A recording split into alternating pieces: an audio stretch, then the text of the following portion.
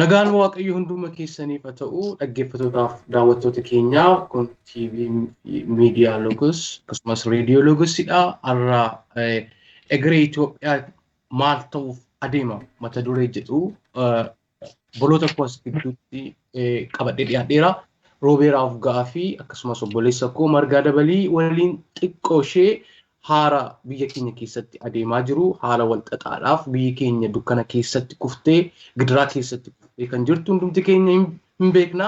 Egaa kanumaan wal qabsiisneetu har'a obboleessa koo Roobeeraaf gaafii akkasumas hojjetaa Wangeelaa Margaa Dabalii aan humna isaa tarfaasaa lamuusinii wajjinan tura. Egaa kallachumaan gara maree keenya har'aatti Egereen Itiyoophiyaa jedhamtu sana maal ta'uuf deema mata duree jedhu irratti walii wajjin ilaalla. Turtiin keessan akka nu wajjin ta'u abdii guddaan qaba. Namoonni nu ilaalaa jirtanillee sheerii gochuudhaan ergaa keenya dhalootaan nu qabsiisa. Hiriyoota keessaniif firoota keessaniif sheerii godha isiniin jenna. Egaa Roobeeraa baga nagaan dhufte. Baga nagaan dhufte hundasaa. Akkasumas obboleessa koo Marga baga nagaan dhuftan lachuun keessanuu. Galatoomii hundasaa atis nu gidduutti argamtee maree kana nu wajjin nu qindeessuu keetiif galata guddaa qabda fayyaa ta'e. Ayyee ulfaadha. Atis Roobeeraanis guddaa galatooma yeroo keessan mi'ooftuu akka dammaa sana aarsaa gootanii generationiidhaaf saba keessaniif quuqama guddaa irraan kan ka'e yeroo kana aarsaa gootanii na wajjin haala biyyi keenya keessatti kuftee jirtu rakkina hamaa sana walii wajjin ilaaluudhaaf yeroo keessan aarsaa gootanii addanatti argamuu keessanii fi Waaqayyoo dabalee daddabalee sinaa eebbisuun jedha. Egaa akkuma jalqaba irratti tuquu yaale mata dureen keenya har'aa Egereen Itiyoophiyaa maal ta'uuf adeema rakkina akka hamaa dukkana ammana hin jedhamne keessatti biyyi keenya kuftee kan jirtu namni hundumtuu beeka. Addunyaan miidiyaan addunyaas odeessaati jira. Egaa beekumsuma xiqqoo qabnu hawaasa keenya sheerii gochuudhaaf hiruudhaaf jecha mee obboleessa koo Margaa Dabalii current issue kaasuun barbaachisaadha waan ta'eef haala amma biyyi keenya keessa jiru mee maalirra jirti biyyi kun kan jedhu tuquu barbaanna jalqaba irratti. Mee gara keettan deebisa Margaa, haalli biyyi keenya amma irra jirtu akkamitti ilaaltaa, maalirra jirti? Humna galatoomii Atilee Roobeeraa fayyaa ta'ii har'a walii wajjin Egeree biyya keenyaa fuuldura biyya sanaa waan dhufaa jiru mari'achuudhaaf akka dargaggootaatti akka kiristiyaanaatti akkasumas akka ilmaan Oromootti dubbannaa. Har'a biyya Itiyoophiyaa keessatti maaltu deemaa jira gaaffii kee jedhu kanaafi mee kaabarraa haa jalqabnu. Kaaba Itiyoophiyaa keessaa Tigraay keessatti guutummaatti waraanatu deemaa jira. Magaalota akka Maqalee, Addigiraat, Aksumii ala walakkaa ol Tigraayii fi baadiyyaan Tigraayii ammayyuu harka adda bilisa baasaa uummata Tigraay harka jira. Kanaaf wal waraansi humnoota Tigraay fi mootummaa federaalaa gidduutti waraana hamaatu geggeeffamaa jira. Achuma gara kaabaatti yoo deebine bulchiisa mootummaa naannoo Amaaraa keessatti ajjechaa sirna dhabdummaa akkasumas immoo finxaaleessummaatu geggeeffamaa jira. Maal jechuu kooti? Har'a riijinii biyya yookaan bulchiinsa biyya Itiyoophiyaa jiru keessaa kan akka godina Amaaraa sana keessa jiru sana to'annaa mootummaa federaalaa jira. Mootummaa ofiisaatii qaba. Mootummaan ofiisaatii sun iyyuu to'annaa mootummaa federaalaa jira. Akka isteetotorra kaanii aktuwaali iddoo hundumaa rakkinatu jira. Har'a Walloo keessatti ilaalte kaaba Itiyoophiyaa Walloo keessatti ilaalte ajjecha hamaatu deemaa jira. Waan ija keenyaan dheengadda argine hospitaala ambulaansii nama feete deemaa jirtu ambulaansii dhaabsisanii madaa'aa dhukkubsataa deemaa jiru ambulaansii keessa gagguuranii yeroo shukkaadhaan magaalaa walakkaatti qalan. Achi keessatti immoo poolisoonni milishoonni naannoo sana dhaabatanii yeroo isaan ilaalan argita. Amma qaama mootummaatu yeroo uummatii dhukkubsataa yookaan madaa'aa hospitaala deemaa jiru makiina ambulaansii keessa fuudhee shukkaadhaan zalazaluu dhaabatee ilaala. Kana duwwaa miti. Makiinaa sanas caccabsanii yeroo isaan guban argita. Amma makiinaan sun qabeenyi suni kanuma isaaniiti kanuma bulchiisa mootummaa naannoo Amaaraa. Hospitaalli sunis kanuma isaaniiti bulchiisa isaanii jala jira. Ana duwwaa immoo miti. Sirna dhabdummaa guddaatu geggeeffamaa jira achi har'a godina sana keessatti. Sirna dhabdummaa hama fincila qawweedhaan wal makate. Oromiyaa keessatti si deebisa. Oromiyaa keessa ilaaltee fincilli uummataa jira, fincilli qawwee jira, waraanni jira, ajjechaan wanti isaa hin beekamne jira. Keessattuu dhiya Oromiyaa keessatti, kibba Oromiyaa keessatti waraana hamaatu deemaa jira. Mootummaadhaaf riphee lolaa gidduu waraanatu deemaa jira. Mootummaadhaaf uummata gidduu fincilatu deemaa jira. Akkasumas uummata nagaa tummoo ajjeefamaa jira. Yoo gara kibba Itiyoophiyaa deemti akkuma kana uummata nagaatu ajjeefamaa jira. Gurraa fardaa lafa jedhan sanatti uummata nagaatu ajjeefamaa jira. Silxeedhaaf guraagee yoo ilaalte silxeef guraagee keessa ajjecha miidiyaa dhageetti hin argatintu deemaa jira. Sumaaleef Affaar keessa ilaalte Affaariif Sumaaleen officially poolisiin naannoo Affaarii fi poolisiin naannoo Sumaalee wal waraanaa jiru. Amma guutummaa biyya sanaa keessaa lafti waraanni hin jirre, lafti ajjechaan hin jirre, lafti fincilli hin jirre, lafti lolli hin jirre hin jiru jechuudha. Amma kanaaf Itoophiyaan maal taatetti farajaayilisteetta. Gidduutti mootummaan naannoo Amaaraa mootummaa naannoo Oromiyaa irratti ibsa baasa. Mootummaan naannoo Oromiyaa mootummaa naannoo Amaaraa irratti ibsa baasa. Mootummaan naannoo Amaaraa mootummaa federaalaa gaaffii jala galcha. Mootummaan federaalaa mooyi achis deebi'ee riphee loltoota gaaffii jala galcha. Amma gaa yeroo itti biyyi sun wal unkuruuf wal waraanaaf kanarratti immoo maaltu jira dhukkubi COVID-19 akka gaariitti biyya sana keessatti babal'atee nama ajjeesaa jira. Beelli jira.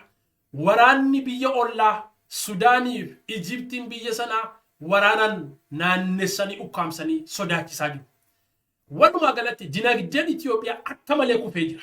Amma gaa biyyi suni fuuldurri ishee maalitti deemaa jira yoo jenne kana tilmaamuu nama rakkisu. Kanaaf walumaa gala Itiyoophiyaan har'a kana fakkaatti gabaabaatti.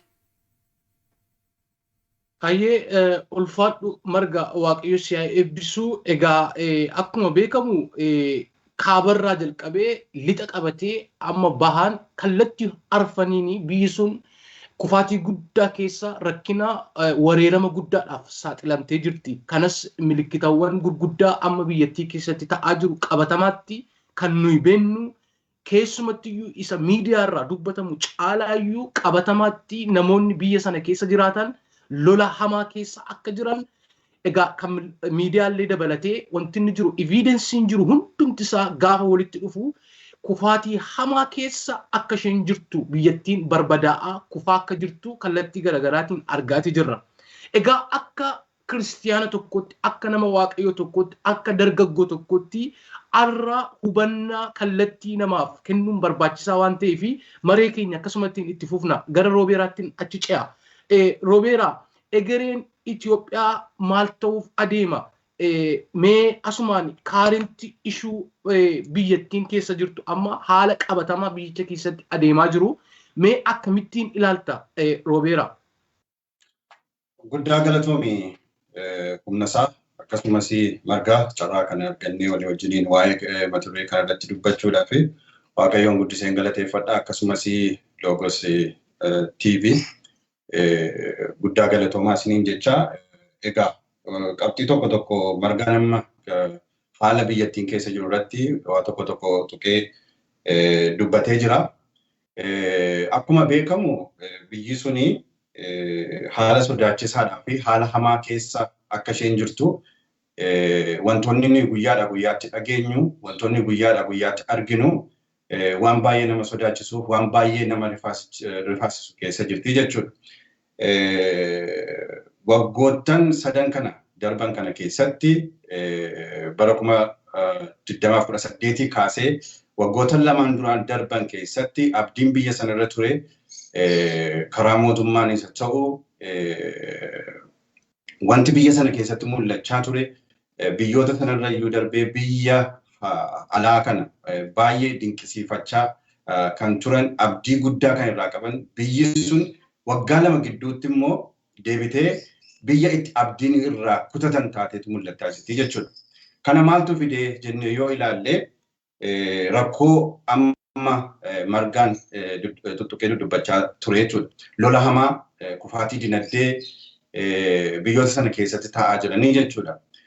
Keessumaa immoo waggoota amma keessa jiru bara 2021 kaasee Noovembar 4 jalqabee ji'oota 5 darbeen lola naannoo kaabaa Tigraayiidhaaf mootummaa naannoo Tigraayitii fi mootummaa federaalaa gidduutti jalqabee kaasee ergasiiti ajjeechaadhaa fi gidiraadhaaf muddamni biyya sana keessatti ta'aa jiru guyyaadhaa guyyaatti ammaachaa deemaa jira jechuudha. Kuni gara biyyattiin kufteetti kufaatii hamaa keessa jirtutti geesseetti jennee jala murree amma dubbannutti nu geessiseera jechuudha. Margaan tuttuqeera. Dur yoo yaadatte ta'e bara mootummaan TPLF yookiin EPRDF aangoorra ture haa ta'u iyyuu malee mootummaan suni mootummaa hacuuccaa ta'ee abeekamu iyyuu malee wantoonni amma biyya sana keessatti mul'achaa jiranii baay'ee mul'achaa hin turre.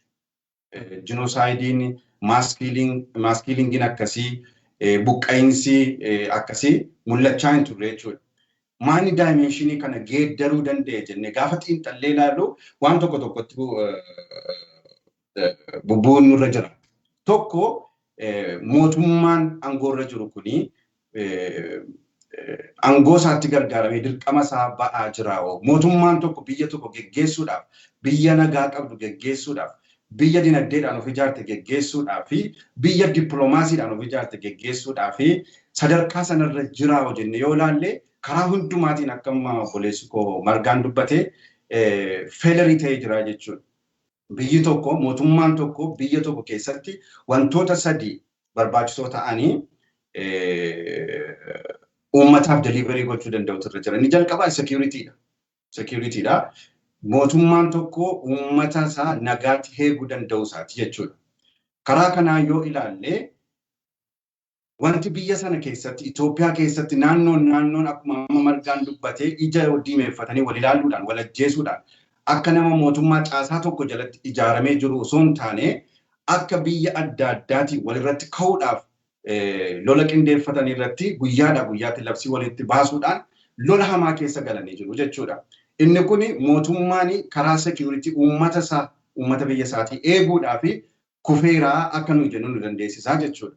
Kan biraan biyya keessa isa jiru yoo darbee biyyoonni naannoo sanatti argaman fakkeenyaaf warra Eertiraa akka Margaan jedhe Sudaan daangaa ce'anii biyya sana weeraranii keessumaa Eertiraan amma naannoo Tigraayitti galtee amma Maqaleetti galtee magaalaa to'atanii biyya saamuu amma danda'anitti mootummaan kun karaa securityidhaan feelii godhee jira jechuudha. Karaa dinagdee immoo waan hundumti keenya inni lammataa mootummaan kan inni ittiin biyya eeguu danda'u tokko dinagdee lammaffaan dinagdee. Karaa dinagdee feelerii guddaa agarsiisaa jira jechuudha biyya keessaa.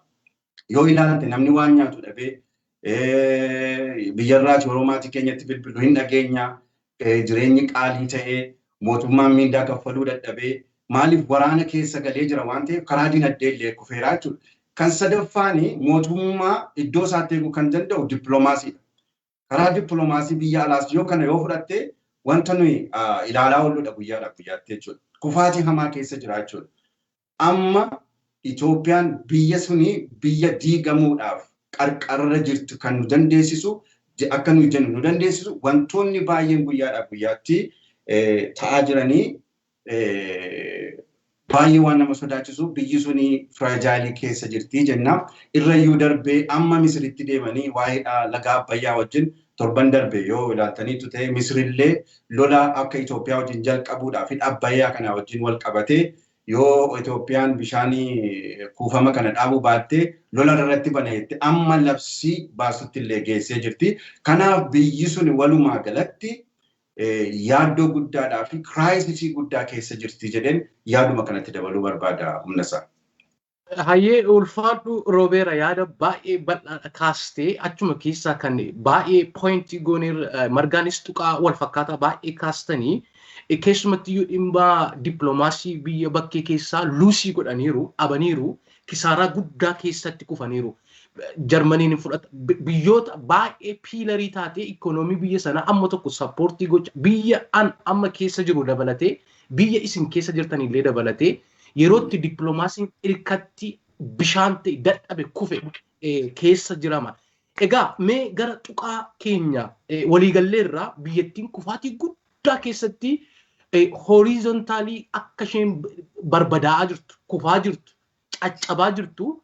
Egaa current issue nu agarsiisa. Amma haalli biyya qabatamaatti wanta biyyattii keessatti jiru jechuudha. Jal'ina dabalatee, hammeenya dabalatee. Egaa isa hin kaasnaa mee gara tuqaasa lammaffaatti ce'u mee maaltu nurraa eegama? Akka sabaatti maaltu nurraa eegama kan jedhu mee margaanii sittan deebisa marga. Mee akka sabaatti maaltu nurraa eegama? Galatoomi humnasaa akka gaariitti obboleessi yeroo biraa lafa kaa'ee jira. Wanta biyya sana keessatti ta'aa jiruu fi ittaansee wanta dhufaa jiru. Amma tokkoof tokko wanti ni wal hin gaafanne Itiyoophiyaan already biyya diigamaa jirtu. Duwwaatu hin taane harca'uu jalqabdeetti. Harcaatee gargar deemuu jalqabdeetti. Kana eessa argina? Yeroo dheengaddaa Wallootti Shawaroobitti nama madoo hospitaala dhaqe.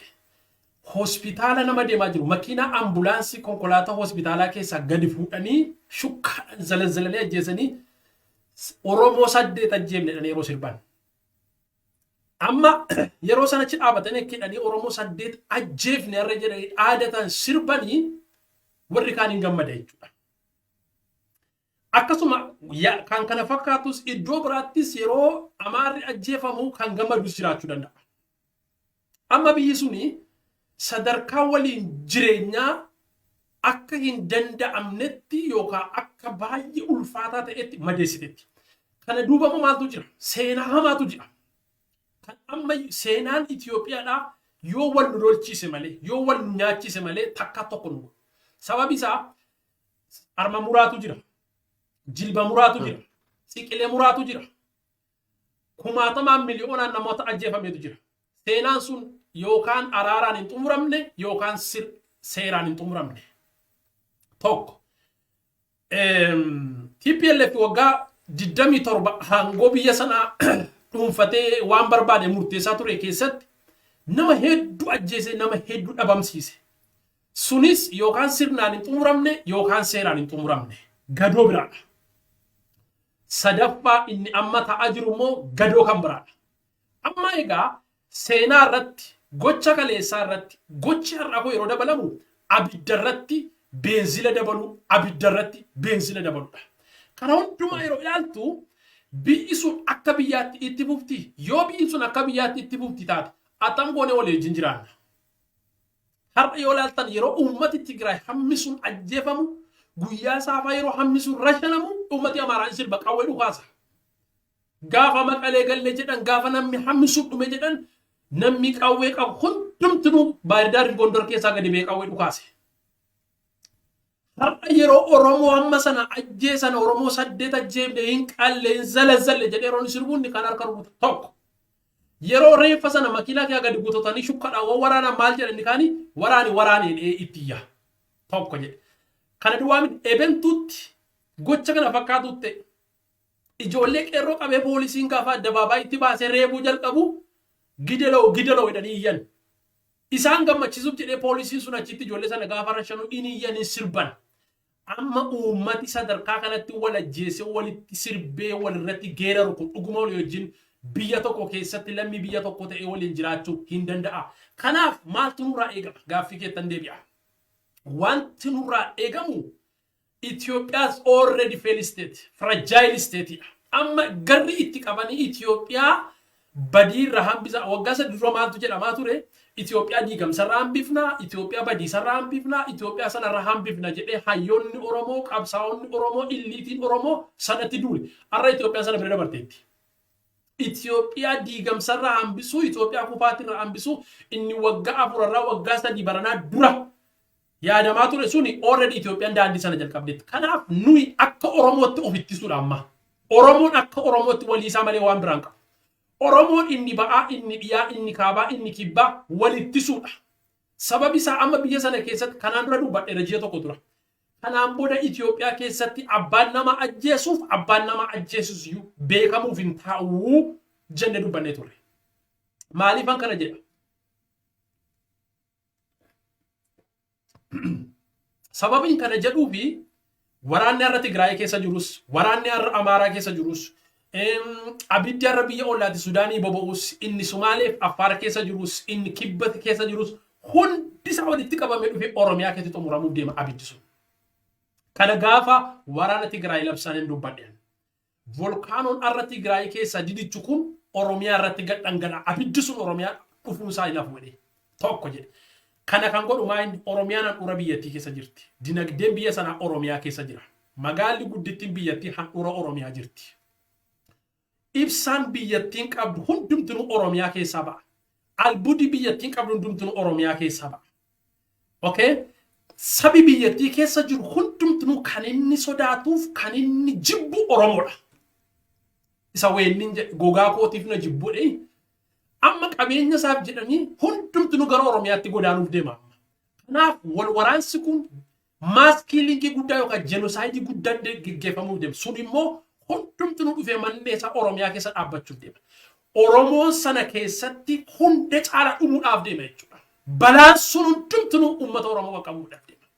Akkuma yeroo sana dubbanne gaafa Tigraayitti deemanii maal jedhanii Tigraay deebiitti Oromiyaatti wal agarraa jedhan. Already amma sun jalqabameera.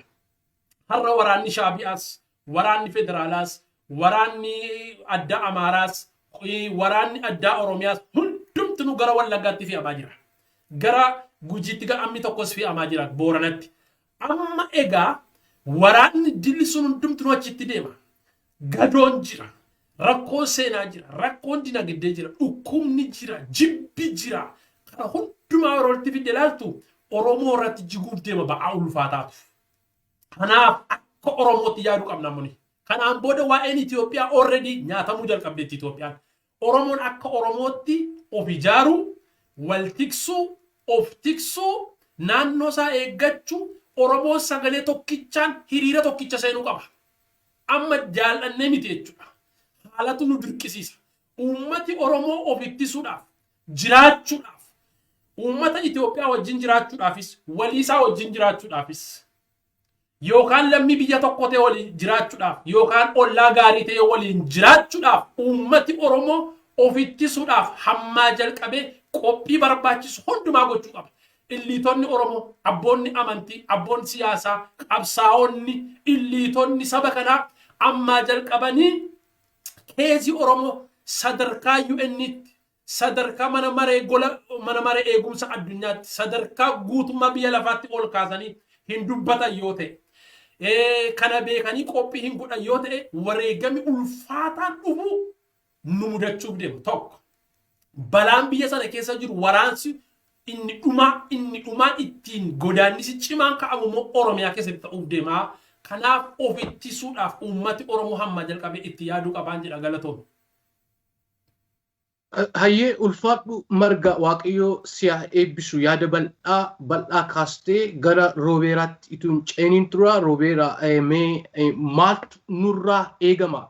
Ergi biyyi sun kufaatii ammana ga'u keessa jiraatte isumayyuu amma dhiibee dhufee silumayyuu nu seeneera, daangaa cabsee seeneera, gola nu lixeera. Amma immoo rakkinni kuni dhufee saba keenya acuuccaa du'a irratti, beela irratti, rakkina irratti rakkoo amma sabni kun gidiraa guddaa keessa jira. Egaa maaltu nurraa eegama akka mucaa ala Oromoo tokkotti, akka uummata Oromootti, akka kiristiyaana tokkotti maaltu nurraa eegama kan jedhu ilaalaa jirra. Mee waa xiqqoo isheerraa nu xiqiitii gara isaa ittaanutti dabarra. Toluumnes maaltu nurraa eegama isa jedhutti deebii kennuudhaa fi maaltu nutti dhufaa jira isa jedhu kiliirii beekuu danda'utu nurra jira jechuudha. Maaliif muka gaafa muranii garan itti jigu ilaalteetu muruu jalqabda waan ta'eef Oromoon ji'oogiraafikaalii biyya sana keessatti yoo fudhattee lafa guddaadha. Populationidhaan yoo fudhattee uummata guddaadha. Raayisisiin biyya sana keessatti ta'u, hamaa dhufu biyya sana keessatti ta'u, guddaa kan inni qaqqabu inni jalqabaa, kufaatii hamaadha. Ajjeechaanis yoo dhufe, wanti raawwatamu biyya sana keessatti hamaadha jettee kan itti yaaddu, the first namni jalqaba itti miidhamu, sabni jalqabatti miidhamu saba Oromoodha. Sababa guddina isaatiif, sababa baay'ina isaatiif, sababa guddina lafa isaarraan kan ka'e jechuudha. Kanaaf uummanni Oromoo isa durii caalaa yeroo ammaa kana keessatti wantoonni naannoo isaatti ta'aa jiran waan baay'ee sodaachisaadha, rifachiisaadha waan ta'eef isa durii caalaa mobilize wal godhee tokkummaa isaa eeggatee walii wajjiniin dhaabbachuu danda'utu jiraan jedhan. Ambisa yoo iyyaadatta ta'ee kanaan dura walarcaasuu keenya irraan hamaa baay'eetu nurra gahaa ture. Politikaalii isa ta'uu karaa dinagdeedhaas ta'u karaa baay'ee walarcaasaa tureera. Inni kaan loleen biyya qabadha jedha, inni kaan karaa nagaan falmee biyya qabadha, lafa qabadha jedheetu falmaa ture. Kun hundumaa yaalii kana hundumaa mootummaan amma aangoorra jiru kun deebiitti nu kenneera. Namoota karaa nagaadhaan saba koofan dhaabadha, biyya koofan dhaabadha jedhee falmaa ture fuudhee mana hidhaatti naqee jira jechuudha. Warra nan lola jedhee saba koofan dhaabadha jedhee daggala keessa dhaabatee lolaa ture, beela'ee lolaa ture. Nagaadhaan biyyatti deebisee isaanii warra kaan marzii nyaachisee, warra kaan mana hidhaatti naqee, warra kaan immoo maqaa hin taane itti moggaaseetu taappellaa itti hidheetu maqaballeessiidhaanii Oromoo dhabamsiisaa jira jechuudha. Kana keessatti Oromoonni chaapterii isa dhumaa waan danda'u hundumaa yaalee chaapterii isa dhumaa akka jirutti namanaa jechuudha. Kana jechuun koo maal jechuu kooti? Karaa nagaa yaalleerra akka namaatti Hacaaluun jedheera walii wajjin bubbuluudhaa fi waan dandeenyu yaalleerra kan jedhu sirba isaa keessa tokko kaa'ee ture na yaadadha. Oromoo waan danda'u hundumaa godheera. Itiyoophiyaa sana biyya godhee jiraachisuudha. Itiyoophiyaa sana keessattis namoota hundumaa wajjin, sabaaf sablammoota hundumaa wajjin walqixxummaadhaan dignitii isaa eeggee wajjin jiraachuudhaaf karaa danda'u hundumaa godheera jedhee yaada. Inni kun chaapterii isa dhumaadha Oromoodhaaf. Chaapterii kana gochuudhaan maal gochuutu irra jira? Tokkoffaa hariiroo isaa cimsachuu danda'utu irra jira. Tokkummaa isaa cimsachuu danda'utu irra jira. Tokkummaa isaa biyya keessa ni jiru, biyya alaa wajjin mobilize wal godhee tokkummaadhaan isa dhumaatiif isa dhumaadhaa fi walii wajjin yoo hiriire duwwaa balaa itti dhufuu irraa dandamachuu danda'an jedha.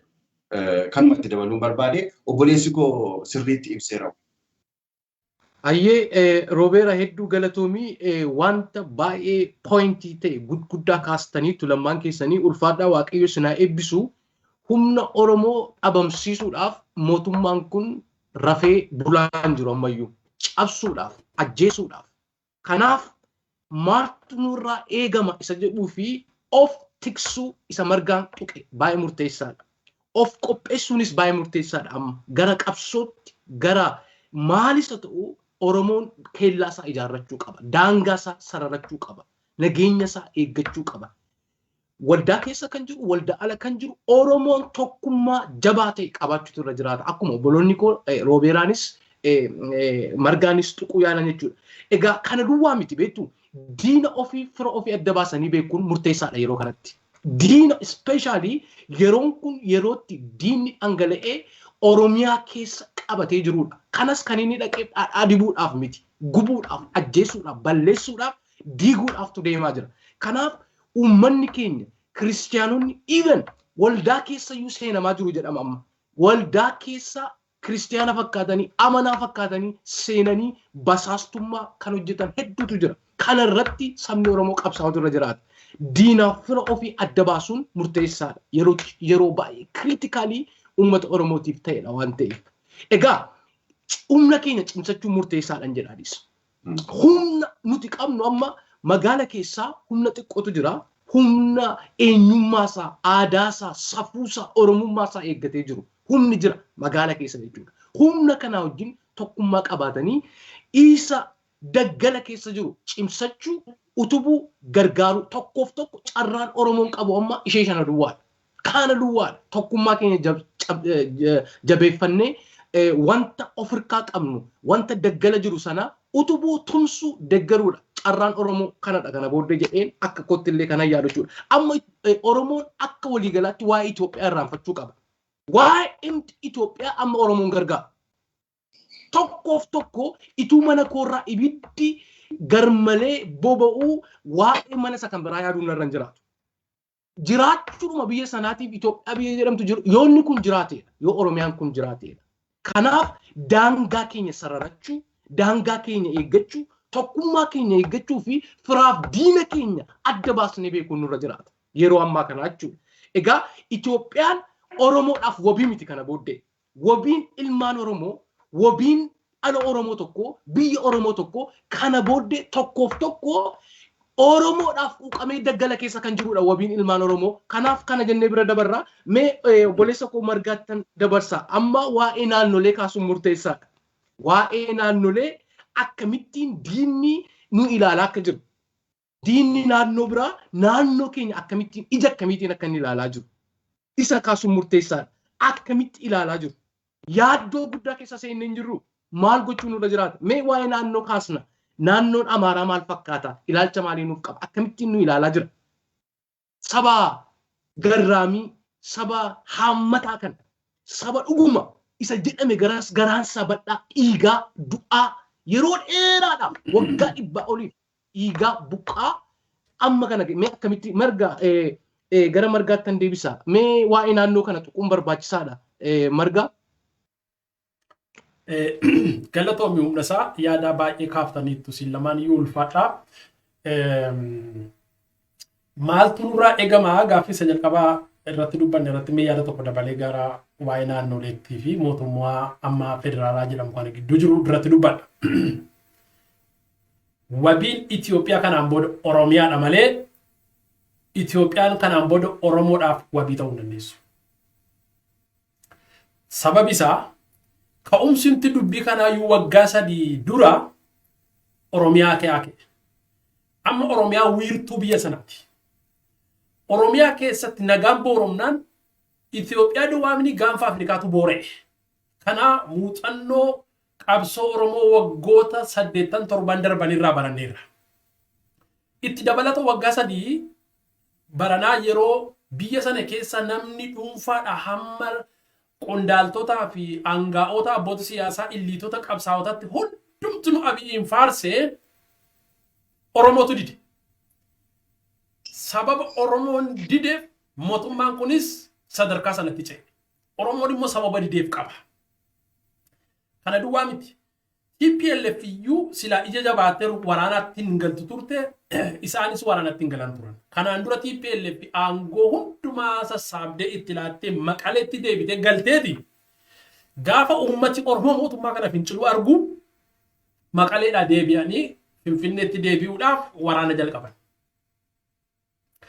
Amma dubbii sanarraa maal hubadhanii kanaan booda Oromootu Itiyoophiyaadhaaf gaanfa Afrikaadhaaf wabiidha malee Itiyoophiyaan eenyuyyuu Oromoodhaafis ta'e Oromiyaadhaafis gaanfa Afrikaadhaafis wabii ta'uu hin dandeessu. Kana practically argine. Kanaaf maaltu nurraa eegamu? Oromiyaan akka biyyaatti as the nation Oromoon ijaaramu hoddame lafa kee dhaabachuutu irra jira.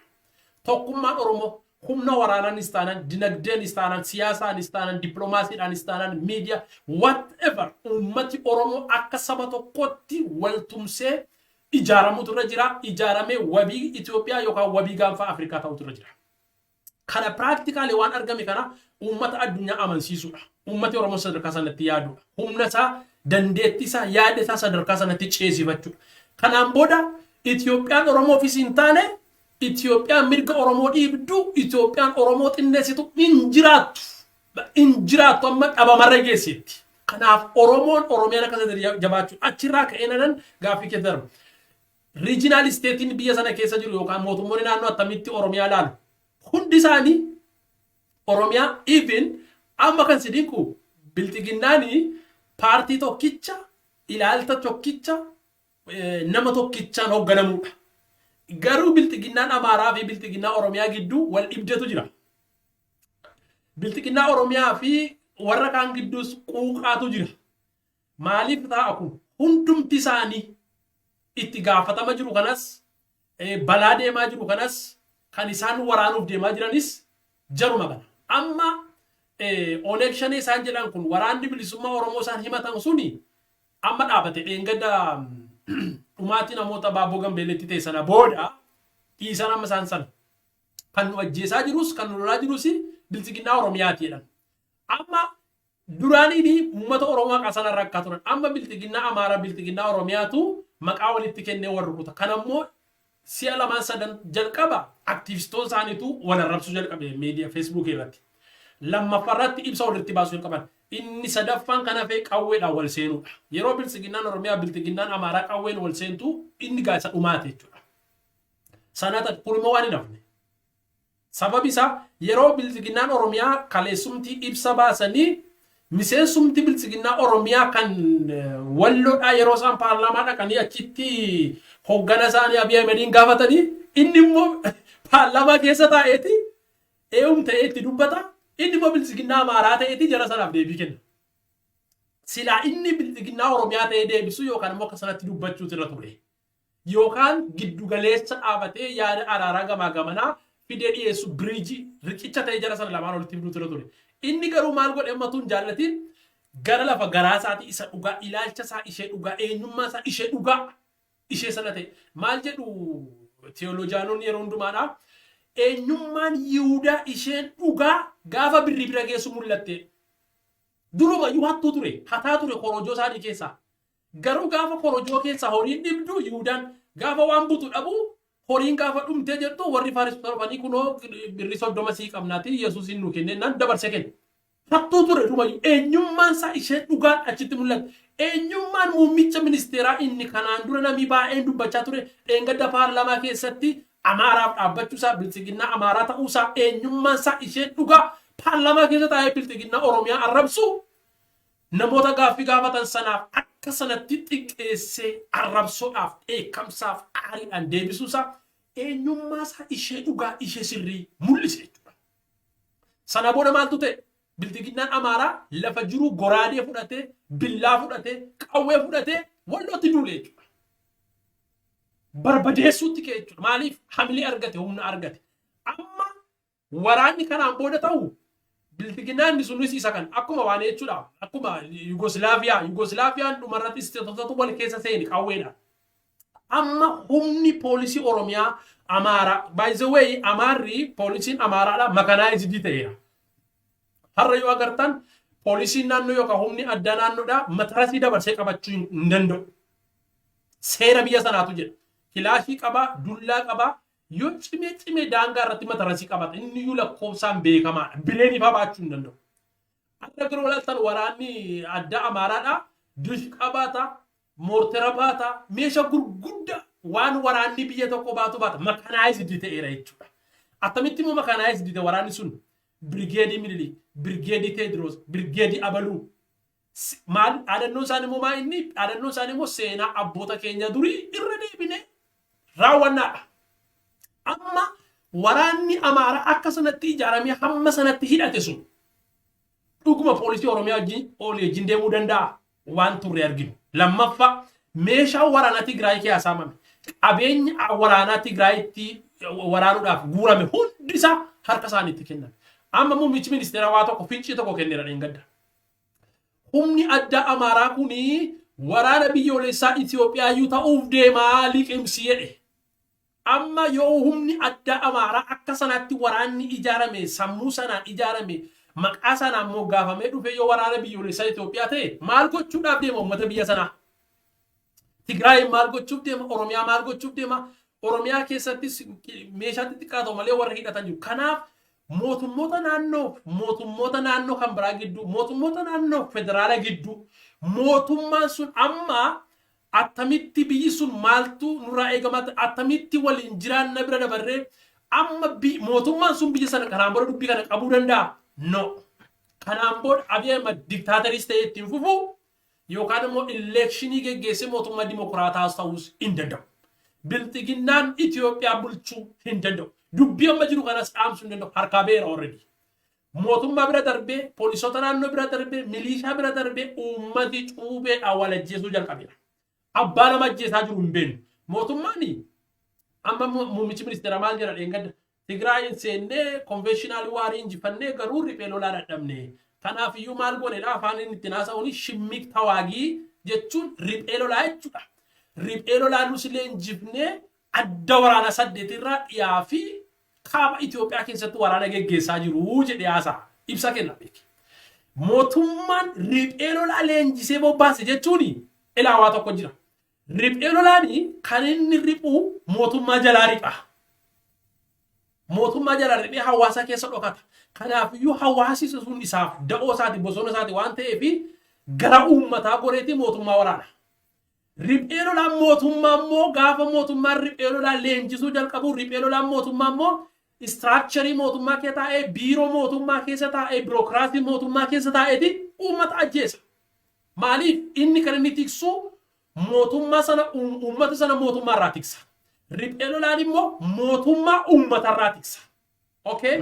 Amma gaa warri amma lixatti nama ajjeesanis warri kibbatti nama ajjeesanis warri kunuus walloo kee nama ajjeesaa jiranis riphee lolaa isa ta'u kan eenyu akka ta'e beeknu mootummaanis riphee lolaan qabadha. Riphee loltoonni jiru, milishaan jira, poolisiin addaa jira, namni dhuunfaa qawwee qaba.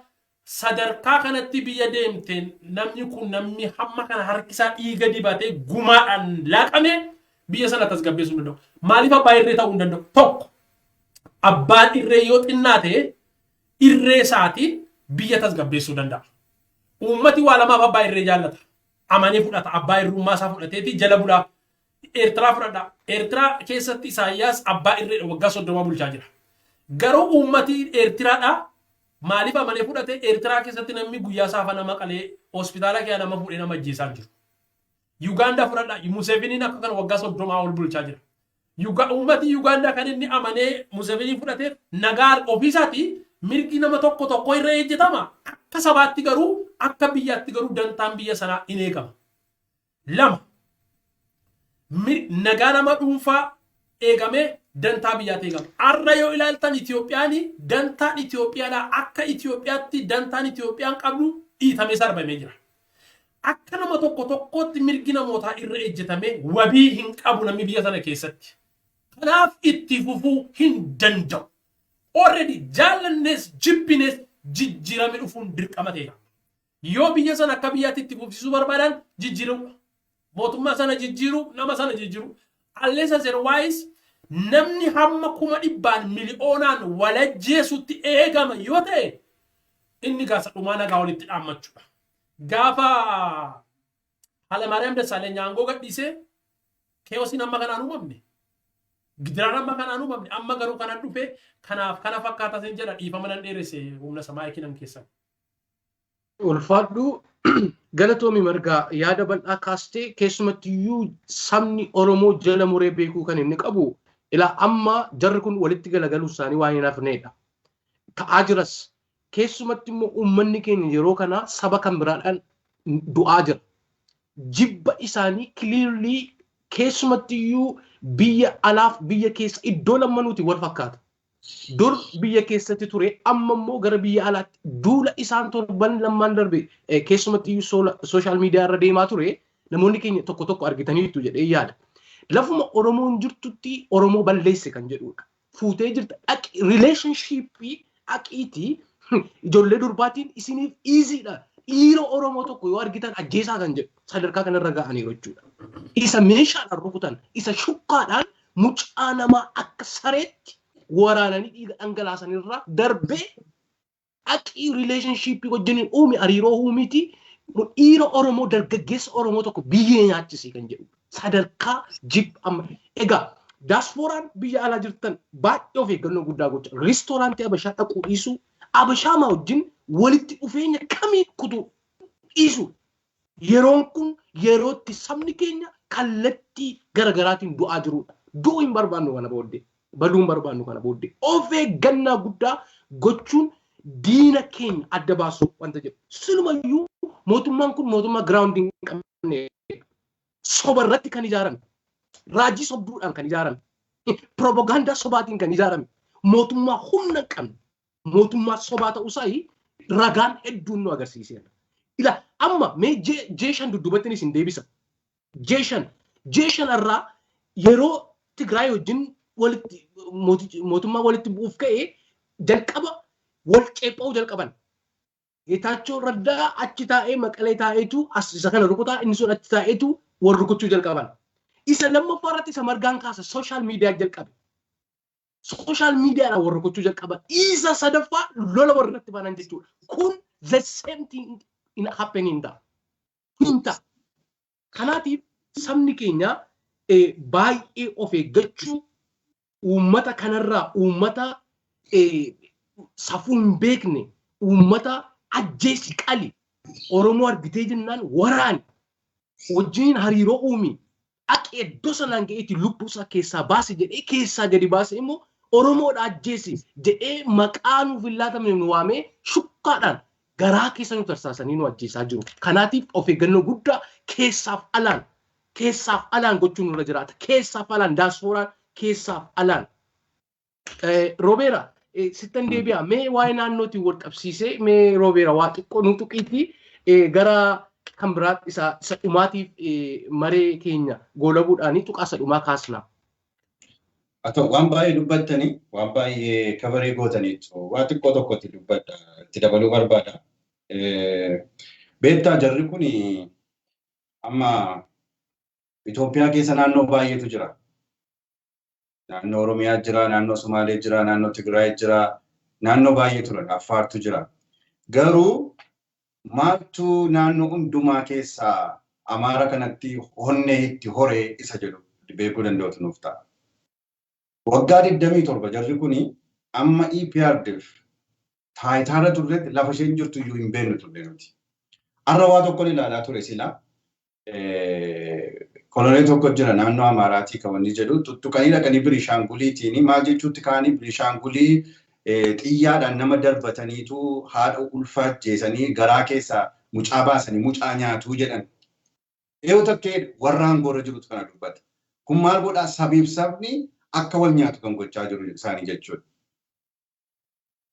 Amma margaan tuttuqeera. Caasaa isaanii keessa koo yoo dhattee ilaalte gaafa dubbatanii nama gaataa danda'aa ba'ee dubbatu namoonni kan warra caasaa tokko jala jirra. Paartiin Biltsiginnaa Oromiyaa jedhu hin jiru. Paartiin Biltsiginnaa Amaaraa jedhu hin jiru. Biltsiginnaan Itoophiyaa ija tokkoonii paartii ilaalu malee hin jiru kan jedhu isaanidha jechuudha. Uummata macheessanii ofii machaa'anii kan uummata fixaa jiru isaan jechuudha. Eessaa fuudhe naannoon Amaaraa honnee amma naga'uun as ba'ee arra jecha Maraa Dr. Maraa Guddinaa tokko irratti dhufu. Ani uummata Oromoo duwwaan arge saba guddaaf lafa guddaa qabaatee saba warra kaanii wajjin wal qixxummaan jiraatee dheeboo'ee kadhatu Oromoo duwwaan argee jedhe. Hammam si onnachiisa kun. Gadadoo kana keessaa maaliif ba'uu dadhabne? Maaliif of ta'uu dadhabne? Maaliif beektaa haadha Oromoo tokko gaafatanii jennaan ijoolleen kee maal akka rakkatti jennaan isheen kaan hattuu taate isheen kaan gantuu taate. Kanaaf rakkadhee jetti haati Oromoo. Gantuudhaa fi hattuun nu keessa waan baay'atanii fi rakkinaaf meesaafi ammaana keessa gallee jirra jechuudha. Akka naannootti gaa walii wajjin jiraachuu dandeenyaan akkuma margaa nama ture yaaddoo guddaa keessa gallee jirra jechuudha. Amma Oromootti karaa danda'ame hundumaan Oromoo kana nama nyaataa, bineensa, nama ajjeesu, nama naannoo sana keessatti jiraachuu nama wajjin jiraachuu hin dandeenye baraniitu piikcharii Oromoo amma danda'ame balleessaa jiru. Amma naannoo Baabboo Gambeelitti ajjeechaan neen gadda dhaqeetee margaan beeka naannoo sana. Naannootti dhalnee guddannedha.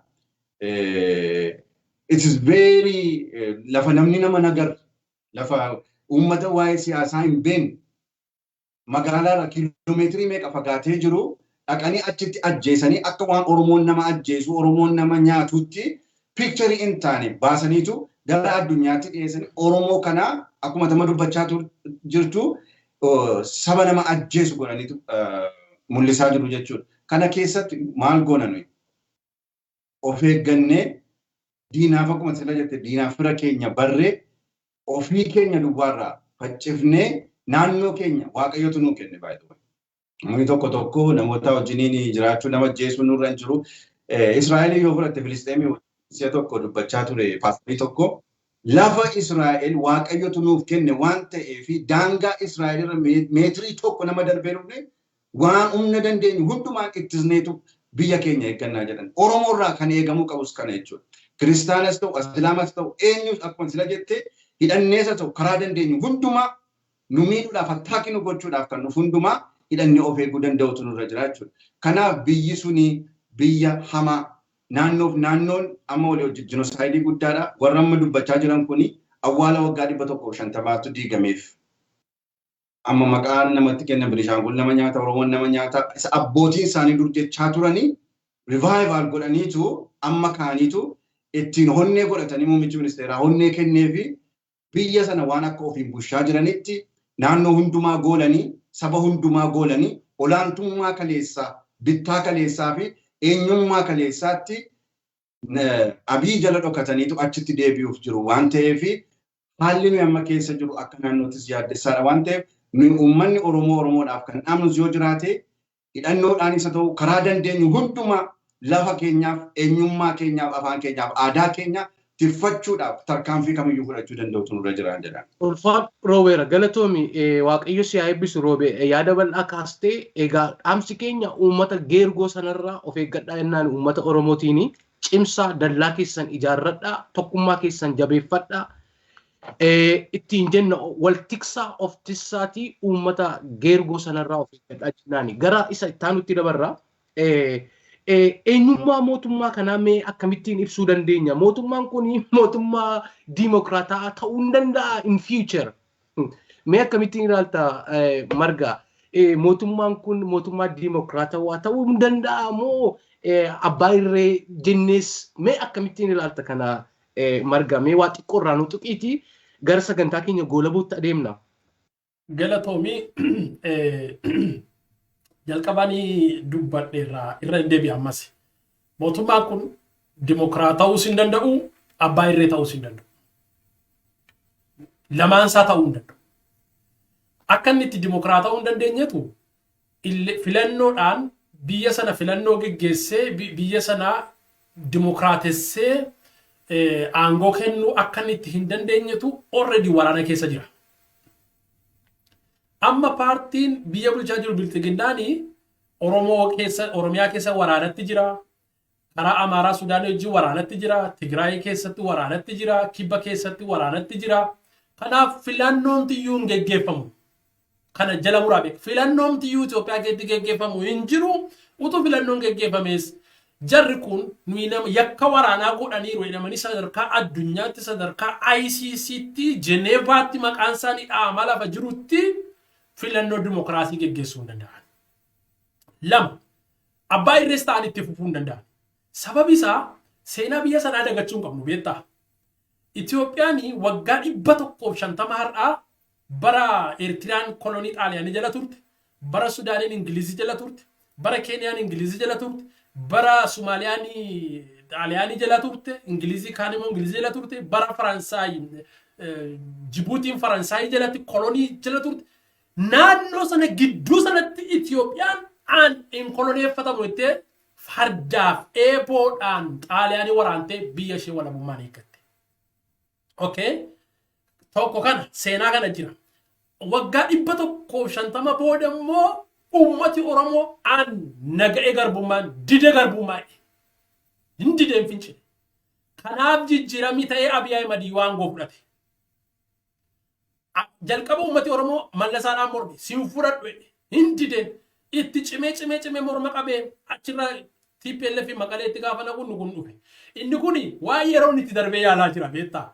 Addunyaan irra keessa jiranii addunyaatti namni diktaaterii ta'u miti. Sababi isaa miidiyaan harka nama dhuunfaa jira, odeeffannoon harka nama dhuunfaa jira, digital informationidha, digital economyidha, digital era keessatti, digital generationii keessatti namni diktaaterii ta'uu hin danda'u. Kanammoo biyyoota Arabaa keessatti agarra. Biyyoonni Arabaa waggaa 2000 waggaa 3000 abbaa irreedhaan kiingiidhaan bulaa turan gaafa digital informationin Facebookii, YouTubein, internetiin mana nama hundumaa keessatti dhangala'u biyyoonni Arabaa ka'anii diktaaterii sana hundumaa ofirraa gannaqan Arab Springiin.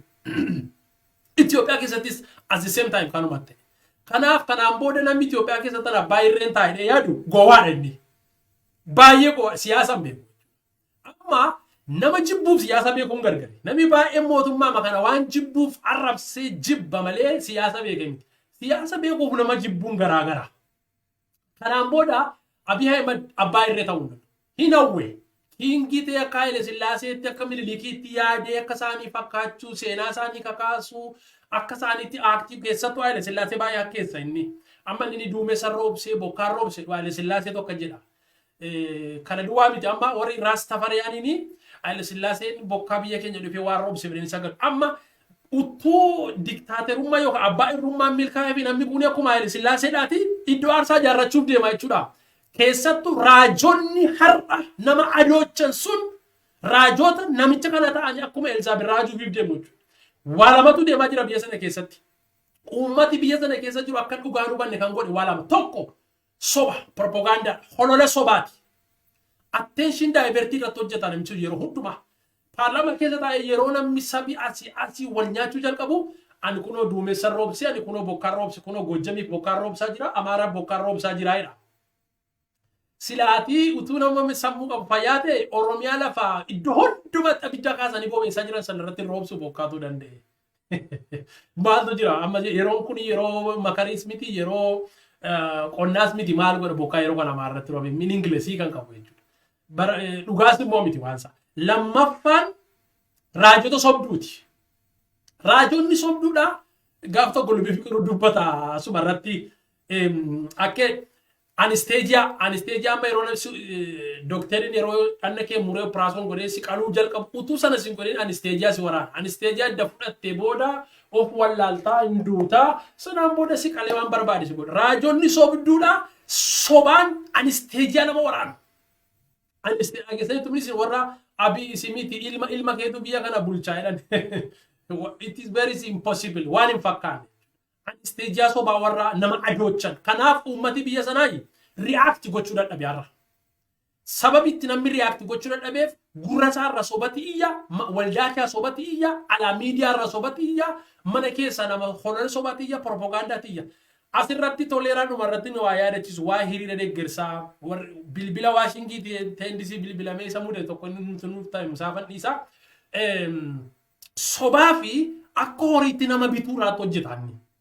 Kanaaf biyyi sun diktaaterii ta'uus hin danda'u, dimokiraatessuus lamaan isaayyuu hin danda'u. Carraan jiru inni aangoo gadhiisu, kennu aangoo kana uummataatti deebise. Paartiin biyya bulchaa jiru yoo dhuguma biyya sanaaf ijoollee isaaniif egeree isaaniif iyyaadu ta'e aangoo dabarsanii kennanii mareen biyyoolessaa jalqabamu. Mootummaan ce'umsaa dhaabachuu, dargaggoota waraanaaf waamaa jiran dhiisu, dargiin kana yaale dadhabe. Dargiin humna mana namaarra bulee dargaggoota funaanee gara dirree waraanaatti geesse waddoo zamaachii jedhe maqaa isaanii immoo humnaan mana namaarra deemee funaaneeti waddoo zamaachii jechaa ture. Dhumarratti dargiin gaafa kufaa jiru maal godhe barattoota yuunivarsiitiidha humnaan ukkaamsee dirree waraanaatti fe'e. Isaan immoo jala darbanii dhaqaniiti qabsaa'otatti makamanii galagalanii isa waraanan. Amma mootummaan maal gochaa jira dargaggoota har'a kun beeksisa baasan har'a. Minda 5,000 kaffallaa fasiliteetii akkasii goona. Aqee oduwaa yoom nyaata mindaa. Okay? Waraanni harkatti dhumeera jechuudha. Kanaaf lamaan isaa ta'uu hin danda'u. Wanti jiru aangoo uummata dabarsanii kennu. Yoo kanan godhu ta'e immoo dirqama inuma bu'a. Sadarkaa itti of booda hin dachaanetti qabsoon uummataa deemira. Dammaqiinsi uummataa fagoo ga'eera. Tarni poointii bira ga'eera. Keessattuu Amaaraaf Oromoon harka wal bila ga'ee billaadhaan wal nyaachuu dura muummichi ministeera aangoo gadhiisu tura jira. Ta'uu baannaan jenosaayidii ta'a ummati kun harkaan qottoodhaan billaadhaan wal bira ga'a. Sababa isaatti yoo inni amma ariitiidhaan aangoo gadhiisu ta'e yoo paartiin bilxiginnaa saffisa guddaan mootummaa ce'umsaa ijaaree maree biyyoolessaa dhaabee hin deemu ta'e kun ifa gala nutti mul'ateera. Humni Amaaraa isaan irraa humna walii dhachiisanii kunoo kantiibaa magaalaa Finfinneedha. Adaanach Abbabeedha. Birrii miliyoona 300 fuutee laattiif. Waa tokko isinitti hima. Engadee reegasa taa'ee hojjedhee humna Amaaraa addaa hidhachiisanii humneessuudhaaf birrii biliyoona tokkotu Oromiyaa keessa Amaaraatti ergame. Kantiibaa magaalaa Finfinnee birrii miliyoona 300 ergite. Tokko. Achii booda hayyoonni sooressonni Amaaraa Oromiyaa keessa jiran birrii miliyoona 200 ergan.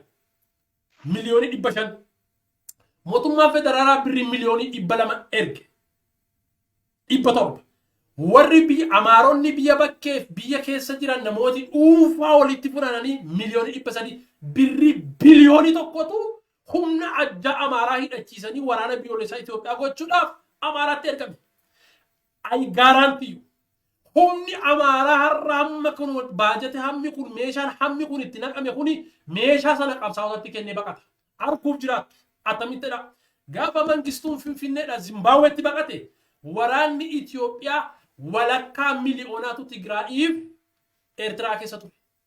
Tigraayiif Eertiraa keessatti jala darbanii dhufaniiti Abbaay Sheleqoo qabatanii kunoo asii karaa gara Abbayyaan cufanii achi Asabiin cufanii gubbaadhaan Masawaa cufanii gidduu sanatti itti marsan.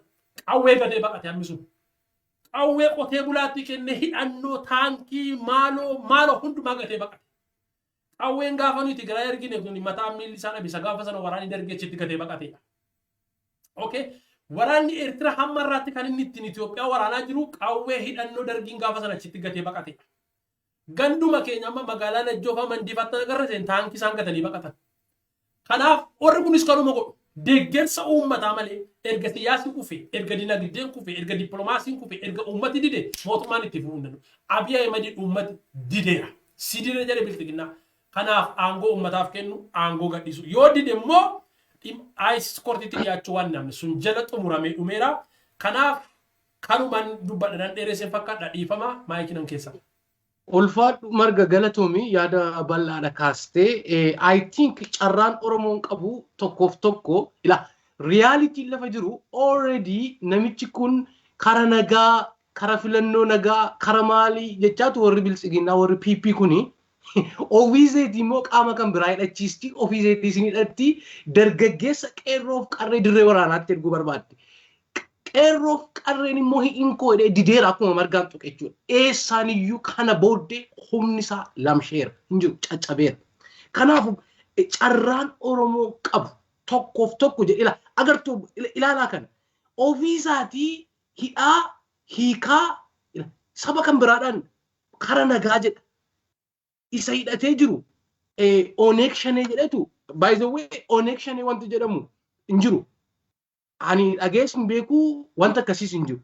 Oneeg Shanee jedheetu waa'ee Oneeg Shanee waa'ee Oneeg Shanee jedha. Ofiisaatii kan biyya ta'e jaajessaa jiru tokko isaaniidha. Ofii isaanii hidhatanii ofii isaanii waraana labsaa baajeta amma margaan jedhu kana kennaafi asii itti gadhiisa asiin immoo Oromoo saganaanii ila uummanni keenya dammaquu qaba. Walumaa galatti carraan Oromoon qabna jennee nu yaadnu tokko kan jiru gara qabsootti seenuudha. Qabsaa'u haqaan dhugaadhaan qabsaa'u. Roobeeramee walumaa galatti mudannoo kee DC sanatu xiqqoo ishee nu xuxxee isa booddee garasa yaada keessaa maanni biyya kana abdiin biyya kanaa garamitti deemaa jira isa jedhu dhumarratti nu xuxxeetu samaraayizii goona. Mee mudannoo keessa namee daawwattoota keenyaafis Beta warri PP kun amma karaa danda'ame hundumaa deeggarsa barbaadu. Amma biyyattii yoo bilbiltee iyyafattee hundumti keessaa fira qabdu maatii qabdu biyya keessaas hojjettoota mootummaa biyya keessa jiranii baatee yoo hin deeggartu ta'e yoo kanan gootu ta'e miindaan keessiin kaffalamuudhaan as baraarra'u. Warra nagadee jiraatuun suuqii irratti cufnaa yookiin kana goonaa deeggarsa kee mootummaa kanaaf hin agarsiistu. Warra biyya alaa kana jiran immoo ani bilbila tokko naa bilbilamaa ture DC irraa yeroo darbe yeroo marga wajjin haasaa turreetanii mobilaayizii godhu hiriira nagaa baasanii mootummaa kana karaa dippiloomaasii lakkii akkas miti akkas jedhanii akkati mootummaa kana bira dhaabbattuu fi maybe consultant namoota baay'ee qaqqabuu danda'a wanti kuni naa bilbilameetu akka doolaarii 2,000 doorsiisi goonaa yoo itti dhaabattee mootummaa kana bira dhaabbattee akkas waan akkasii deemsisu propagaandaa sobaatiin si galee gara gaafeetti nu kaafteetti deebisuudhaaf maa inni abdiin biyya sanaaf jiru dimokiraasii ta'uu dandeessii biyyi suni deebitee isa jedhuu fi margaan tuqa babbareedaa lafa kaa'ee jira. Dr. Abiy chaansii Waaqayyo isaaf kennes namni isaaf kennes ofii isaatiin ofitti taphatee xumureera dheetan yaada. Akkamitti jedhi bara aangootti dhufee sila kaasne tuttunneerra waan ta'eef wanta biyya sana keessatti hiikamsa fida genereeshinii hiikuu danda'a saba hiikuu danda'a jedhamee lafa kaa'ame hundumaa of sobuudhaan nama sobuudhaanii raawwatee darbee uummata biyya sanaayyuu miti biyya alaatti darbeeyyuu biyyoota alaa sobuudhaanii badhaasatti fudhatee nama taa'edha jechuudha. Garuu kaayyoon isaa sana hin turre. Sun karakterii isaa isa sobaa ture jechuudha. Karakterii isaa sobaatiin dhiyaatee waan gochuu danda'u amma irraatti sobaan xumuraa jira jechuudha. Maa inni isa jette boori abdiin jira wanta kana biyya sana dimokiraasisuudhaaf abdiin jiraasa jette amaloota warra diktaatershiiponni qabanii isa dhumaarra ga'eera. Qabxii afuriin dubbadha. Tokkoffaa warri aangoo isaanii tiffachuu barbaadan kuni bara baraan aangoorra ta'anii saba miidhanii biyya miidhanii warri jiraachuu barbaadan wantoota afuritti dhimma qabu. Inni tokko jinosaayidii. Jinosaaydiin reesiidha, reliijiniidha, etnisiitiidha, gosaaf gosa walitti naquudha, amantiidhaan nama walitti naquudha. Kana hundumaa tiraayii gochaa jiru. Akkuma isin amma naannoo wallootti inni ta'e sheekota fuudhanii qabu. Maskiida dhaqanii gubu. Dhaqanii inni baabboo gambeelitti naannoo tokko keessatti saba tokko duwwaa dhaqanii ajjeesu. Kun maayini jinoosaaydiidhaan sabaaf saba wal ficcisiisaniitu aangoo isaanii dhiyeeffatu. Inni lammataa warra poolotikaadhaan isaaniin mormuu mana hidhaatti guuruudha yookiin ajjeesanii dhabamsiisuudha. Sanas raawwateera. Ofii isaatii dirree tokkorra qophaa isaa fiigee namuu jechuudhaa fi yookiin immoo warra isa jalaa isa deeggaran warra akka Izeemaa fa'aa paartii warra Abashaa kana of duukaa hiriirsee warra isa dorgaman Oromiyaa keessaa isa ta'u naannoo biraarraa warra isaan morman hundumaa warra kaan dhamamsiisee warra kaan mana hidhaatti naqee warra akka Jawaar fa'aa warra akka Baqqalee Garbaa fa'aa Abaa'oo keessaas OFC keessaas guuree mana hidhaatti naqee sanas raawwateera. Inni sadaffaan maas fiilingiidha. Maas fiilingiin immoo lafuma arganitti sabuma argan ajjeesuudha. Yeroo kana ta'u maaltu ta'a? Namoonni atteeshinii isaanirra jiru dhiisaniitu walii isaaniitti deebi'u, wal nyaachuutti deebi'u, wal ajjeesuutti deebi'u. Maas fiilingii gaggeessu jechuudha. Inni arfaffaa dinoosaayidii. Eenyuun iyyuu haa ta'u isa jalqabaa jiru gaama. Abiin immoo mita taanaan ati Amaaras ta'i, ati Oromoos ta'i, ati Guraagees ta'i, ati Sumaaleedha ta'i dhabamsiifamuu qabda. Wanti ta'aa jiru kan mootummaa irratti kana dubbate taanaan mana hidhaatti. Amala diktaateroonni agarsiisan hundumaa karakterii sanaa namni kuni agarsiisee fixateera jechuudha. Maayinari abdiin borii biyya sanaaf abdii maaltu jira? Akkuma amma margaan jedhe tokko mootummaamti kun gara qalbii isaatitti deebi'ee yookiin biyya geggeessu hin dandeenye jedhee akkuma Prime Minister isa dura ture Hayilamaariyaamii ofiin aangoo isaa gadhiisee nagaatti jiraachuudha. Nagaatti jiraachuudha. Inni lammataa amma danda'e yaaleetu biyyattii diigee ofiis badee ofiis dhabamsiisa. Sadaffaa irratti yoo ofiin jedhe dhaamsan qaba jechuudha. Yoo dhuguma akka ofiin jedhu ani pheenxeedhaa jiru Dr. Abiy. Amala pheenxee sobduu miti pheenxeen si galeerani. Raajii sobaatiin hoogganamee ofiin namni gaafa nama sobu qalbiitti deebi'a beektaa. Gaafa ofii kee sobdu garuu gaafa ofii kee sobdu it is very dangerous. Of sobaa jiraata. It's just keep buying days. Guyyoota bitata sobaan guyyoota bitata malee si galee realitiin jireenya isaatii nama sanaa sobarratti waan hundaa'eef qalbii kana keessaa ba'ee yoo hafuu barbaade biyyattis yoo ofii oolchuu barbaade du'arraa jinoosaayidii hamaa amma nutti deemaa jiru akka amma margaan jedhee biyya sana sabni utuu waliin fixin biyyi akka Siiriyaa fa'aa utuu hin ta'in akka Afgaanistaan fa'aa utuu hin ta'in utuu namni walitti galagalee dhaloonni waliin fixin dafee qalbii isaatti deebi'ee reconciliationii addaa uumuu danda'utu jira. All political stakeholders biyya sana keessa jiran hundumaa akkuma amma United Nationonni, European Unions, American gidduu galtee gara teebilii tokkootti dhufanii amma maree godhanii biyya sanatti hiikamsi dhufutti dangerously wanni irra jirti waan ta'eef gara qalbii isaatitti deebi'ee namni kun biyya kana reconciliation addaatiin qalbii araaraatiin namoota walitti fidee warra mana hidhaa keessa jiran siyaasaan hidhamanii warra hidhaman hundumaa hiikee teebilii irra taa'anii rakkina biyya sana keessa jiru furmaata itti gochuudhaanii abdiin biyya sana keessatti jiraachuu danda'anii tajaajila. Karaa isa kaanii fixateera. Karaa isa kaanii akkuma margaan jedhee fixateera. Mootummaa kanaaf dhumeera. Kanuma itti dabaluu barbaada. Hayyee ulfaadhaa obboleessa koo Roobeeraa Ofgaa akkasumas hojjetaa Wangeelaa Margaa Dabalii turtiinaa wajjin turtaniif Waaqayyo isin haa eebbisu dhaamsa keenya inni xumura. Egaa ergaa kana sheerii nu gochuudhaan gara YouTube'ii deemuudhaan subscribe gochuudhaan hawaasa keenya saba keenya biraan akkasiin nu geessan abdii guddaa qabna. Egaa of tissuu, of qopheessuu, wal tiksuu akka dandeenyu Waaqayyo hunduma keenya haa gargaaru. Akkasumas dhaamsi keenya inni gara dhumaa akkuma obboleessi koo Roobeeraan tuqee amma daballoonni mootummaa yeroo isaanitti horiidhaan namoota biyya alaa kana keessatti daldalaa sa'aatii 2 ba'ee akka inni doolaara 2,000 haasa'uufiif haala mijeessaa jiru. Kanaatiif of eeggannoo guddaa godhaa isiniin jenna. Daawwattoota keenya waan dhaggeeffattaniif waan wajjiniin turtaniif Waaqayyo dachaa isin haa eebbisu. Adaraa sheerii godhaa, subscribe godhaa isiniin jenna. Gooftaan isin haa eebbisu. Yeroo kan biraa sagantaa biraa qabannee amma walitti deebinutti ayyaanni Waaqayyo isin wajjin haa turu. Nagaan tura. Nagaatti.